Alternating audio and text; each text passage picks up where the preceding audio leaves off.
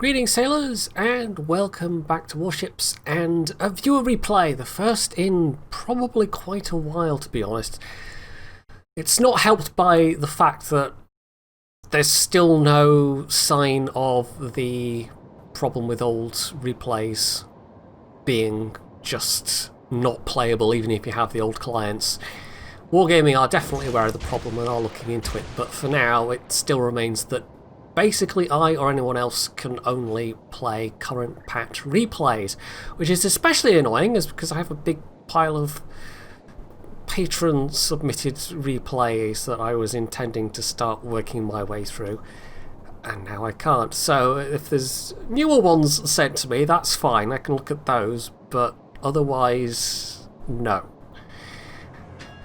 So this is, therefore, of course, a current patch replay, and this is Menthel in the Öland, the Tier 8 European destroyer. Well, Swedish, really. It gets a bit confusing having to differentiate between the two, but of course, as we get more nationalities added, it'll be, I don't know, necessary to keep track, I suppose. I'm hoping at some point we get some Dutch cruisers and battleships and battle cruisers added. That would be awfully nice. Because at the moment the Dutch are a little underrepresented in the game, but the Swedes, though, as a whole, are quite a nice line, and I quite like them, even if they don't really play that much like other destroyers, just because of the nature of their torpedoes and the lack of smokescreen. This game, by the way, is going to have some sped-up sections, because there's long periods of not a lot happening, and destroyer games can be like that, especially torpedo-focused destroyer games where you just end up with big gaps in between the action. And, you know, the extreme example is like a Shima game at Tier 10 where nothing happens for 15 minutes and then you dev strike somebody for 90,000 damage. In this case, however, we're not going to have to wait quite that long, because that enemy Cossack, who I think was possibly the one with the hydro that was keeping Menthel lit, decides they're bored and they're going to go for it. And there's also a cruiser there as well, as it turns out, so this is suddenly a rather more exciting situation than it has been previously.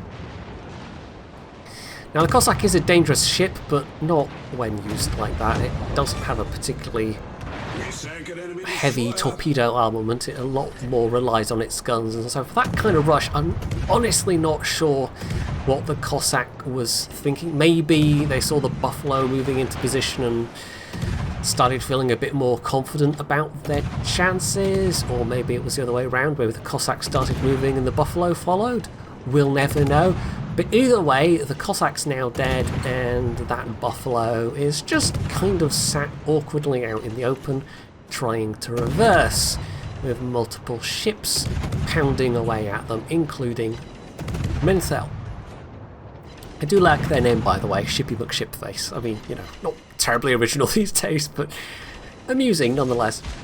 So yeah, this Buffalo is in a serious pickle, and as to whether they actually get out of this alive or not, well, I was thinking they possibly wouldn't, but they've backed up far enough now that the battleships here are, I think, not able to land shots, so it's really just Menthel and this other destroyer that potentially have shots. Although the other destroyer, the Lightning, did manage to land some torpedoes. It was only the, well, some torpedoes, one torpedo, it was only the one. Problem solved, sir. And so that was not nearly enough to finish off the Buffalo. And unfortunately, none of Menthel's do the trick either. But he has gotten a fire, and the Buffalo has gone forward just that little bit more. Jean Bart's come around, so their secondaries are opening up and their main batteries are opening up. But it's still not enough to put down this Buffalo. It's completely ridiculous. Even with this fire going, it's not going to be enough. He's actually going to get away with it. Completely doesn't deserve to, but that's just the nature of any of these games where there's a heavy RNG component sometimes. Is occasionally people will do really stupid things and get away with it, and occasionally, you know, I'm the people that we're talking about there. I'm sure we've all had that, you know, we've all pulled off something that was just ridiculous because RNG let us get away with it. It's not to be counted on, of course, but sometimes it does just work out that way.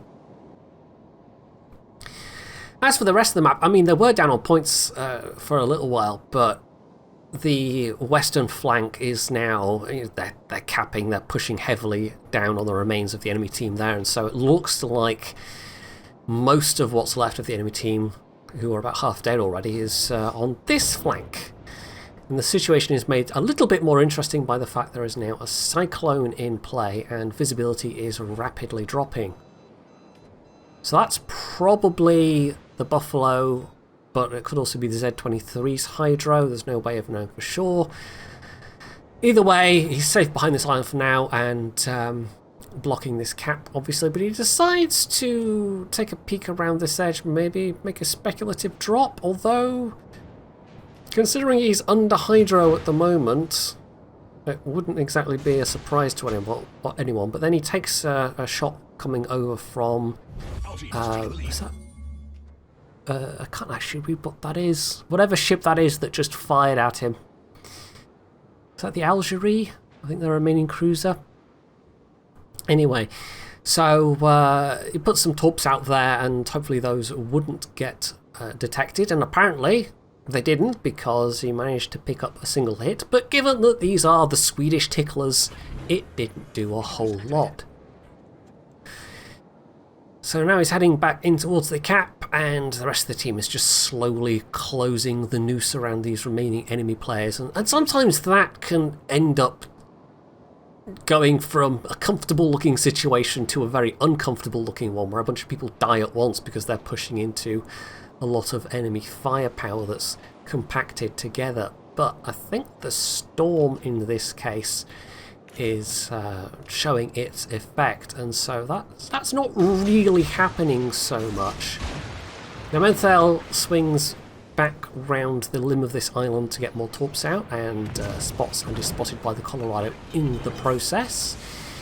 And they do get some shots out, but yeah, that's nowhere close. So he took a little bit of damage from secondaries there, but really nothing too much to worry about. And although he does look like he's going to get several hits, again, Swedish ticklers, they do not do a lot of damage. You absolutely rely on just sustained hits and sustained floodings to kill people with these ships. But it is a lot easier in some ways to get those sustained floodings just because you are able to keep pumping out the torps and get the chance of flooding. So he did get a flood on the Colorado,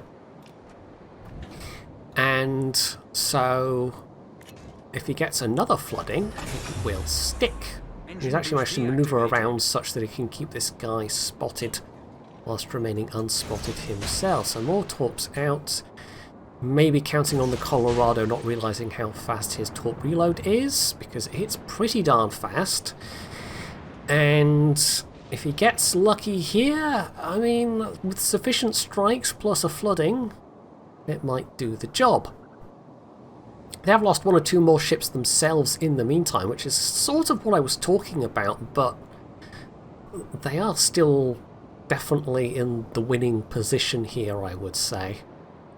So although they may lose some more ships, I don't think they're going to lose enough ships rapidly enough that that will work out. Anyway, so the Öland gets a kill, except it's a good nice an hour. Wait, what? And then Z-23 pops around the corner, not wanting to get killed by the Nueve de Julio. And then he gets a kill on the Colorado with flooding. So the Gneisenau must have been pretty low health. Obviously several torps went into the Colorado, and the flooding then finished the job. And the only reason that wasn't a triple strike is because there's no such thing as a triple strike. So yeah, that was 3 kills in very rapid succession, which is kind of, you know, the point of showing that this replay was, you know, it was all coming up to that climax, basically. So all that's left of the enemy team is Musashi, and if this had gone on a little bit longer, there might have been a chance of Menthel bagging himself a Kraken on top of that double strike. But as it is, although it looks like they're about to win on points, The 9 de Julio then goes down to the Musashi's guns, but still, this is going to be over very, very soon either way. And it looks like the Musashi probably will get to win, just because they have all 3 cap points, so the victory points are steadily ticking up. And although the Musashi is taking a real battering, it's not enough of a battering to take them down to the point of dying before the game ends. Now, I don't have score screens for this one, unfortunately, but it was probably a fairly decent score, even though it wasn't massively high damage. And overall, you know, I decided to show this one just because it was quite an amusing end to the match, and it does show off some of what the Öland can do, but it also kind of shows off the peculiarities of Destroyer gameplay a bit, where you get long stretches of not a lot happening and then suddenly a bunch of stuff happens at once. This is one of the more extreme examples of that kind of thing, I suppose. Anyway, so yeah, that's it for this replay, pretty much. I should probably pimp my Twitch a bit more these days, seeing how that's now my main focus. So yeah, go check me out on Twitch TV/PointyHairedJedi. I will continue to do the odd replays here and there, specifically for YouTube, but otherwise, as I've said in the previous video, my main focus these days is Twitch, just because economically it makes so much more sense. But if you want to support me anyway, you know, you can always sub on Twitch, but there's also Patreon as an option as well. So yeah, you can find links to all that kind of thing down in the video description. So that's it for now. Hopefully you enjoyed this replay, and if you did, you can do all the usual things down underneath the video. And of course, as always, stay tuned for more.